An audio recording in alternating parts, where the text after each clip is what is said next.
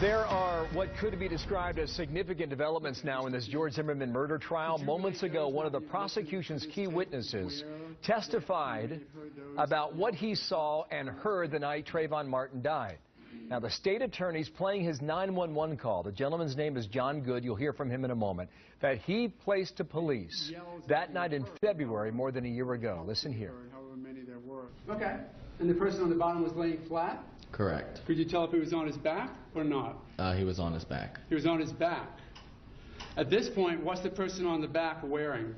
I'm sorry, the person on the top whose back you can see wearing?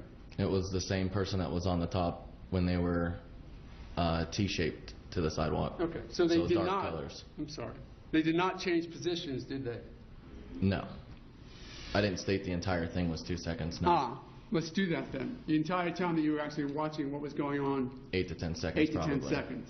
Yes. And that's when you had your focus specifically on what turned out to be, as we now know, Trayvon Martin and George Zimmerman, right? Correct. You didn't know it then, but now we know who they were. Yes. So 8 to 10 seconds you were watching them do whatever was happening? I would say yes. Okay. Like, there was only one person, then I could see a second person, and it looked more of just a tussle. And that's when I thought it got serious, when it moved up to the sidewalk and he was more in a straddle position and arm movements were going downward.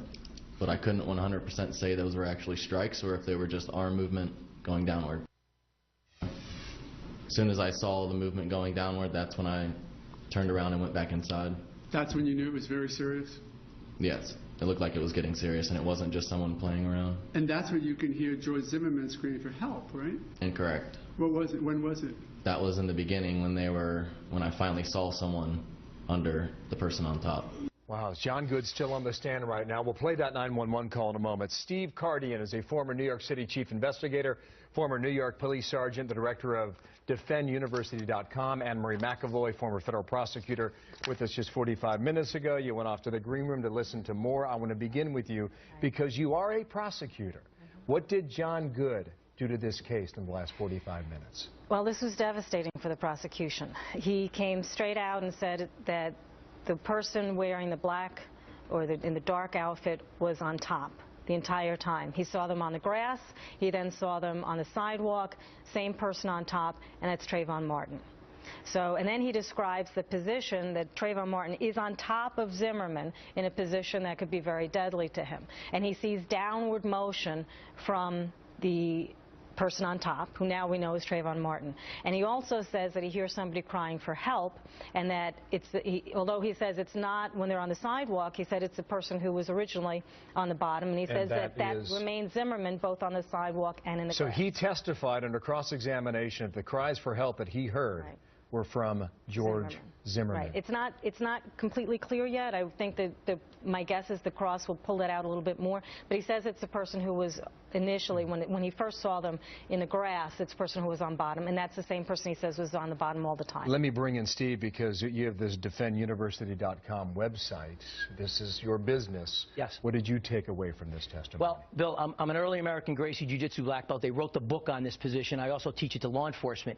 When Trayvon was mounted on top of him, raining down blows, it's virtually indefensible. He can reach Zimmerman. Zimmerman can't reach him. And the blows, because his head is on the ground, he can't absorb. In other words, a boxer would absorb it. He's not able, and it causes a lot of this witness described this hold?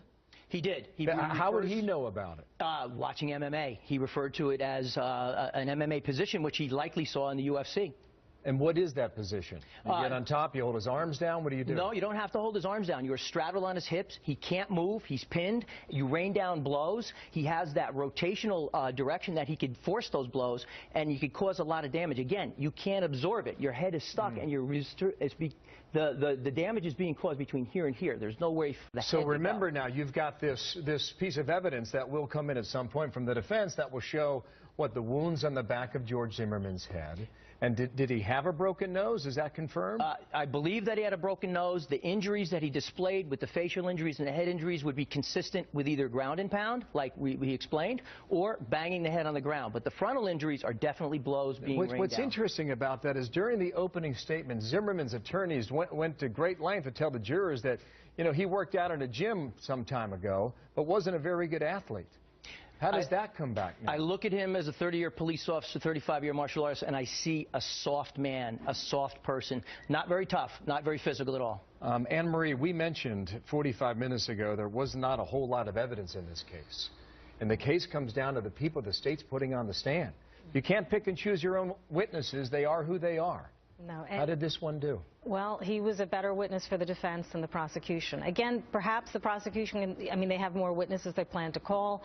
They may rehabilitate the witness. He's going to have redirect, so they're going to have a second chance at him. But he's been very clear on what he saw. You're a prosecutor, right?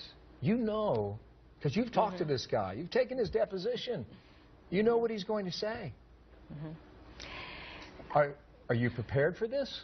There are times when you can talk to a witness and you don't know exactly what they're going to say when they get on the stand. They sometimes say something different on the stand than what they told you in prior meetings. That can happen. I don't know if that happened here.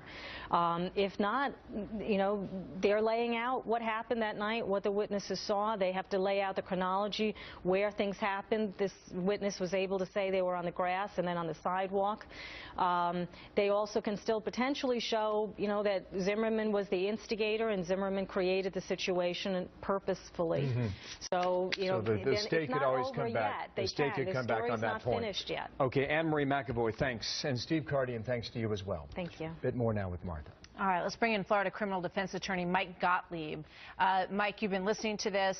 We've been watching John Good's testimony here. You've heard from our attorneys in studio that they believe that this testimony was very good for the defense, that it clearly puts Trayvon Martin in the position of being the person on top. How do you read it? Well, I agree 100%, and to use a borrow phrase from Mr. Good, I think that this witness dealt a ground and pound to the state's case. I mean, he clearly puts at all points in time that he's viewing the fight that Trayvon Martin is on top of George Zimmerman. He says from the angle that he heard the cries for help, it was clearly Zimmerman who's on the bottom who's crying for help. I think it's a devastating blow to the state's case at this point in time. So there will be cross, because a lot of what we heard from him earlier was that from this testimony and this witness was that it was very dark, that it was hard to see what was going on, and he's been very careful as a witness, and as I think most people can respect, to tell only what he really feels he saw and heard, and nothing more than that. He doesn't seem to be adding to it, you know, or embellishing on it in any way. He's a very straight witness.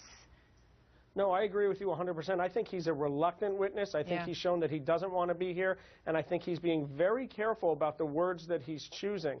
At the same point in time, I don't think that they're going to be able to cross-examine him. He's saying what he saw and only what he saw with no embellishment. So whether it's dark or not, he really hasn't changed his story. I think he's unflappable, and he's a fantastic witness for Zimmerman. Yeah. All right. Thank you very much, Mr. Gottlieb. Good to have you with us.